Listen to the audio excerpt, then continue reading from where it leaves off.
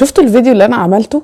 تعالوا نشوف الفيديو. اتجرب ضغطت عليه، وبعد ما عملت الفيديو ده الدنيا كلها اتقلبت، وفي حد من صحابي قال لي ان هو عنده اقلام خط عربي حاببني ان انا اجربها في فيديو. يا مساءكم فله. اقلام الخط العربي مختلفه خالص ومختلفه تماما عن الاقلام بتاعه الحبر الفونتين بن، ده نظرا ان هي ما بينفعش ان احنا نمليها حبر تاني، بعد ما بتخلص بيبقى خلاص شكرا. تعالوا اوريكم الثلاث انواع اللي هو اداهم لي. اول نوع من ماركه اسمها زيج، والماركه دي ياباني، كان عنده منها درجه 2 ودرجه 3 ازرق واسود.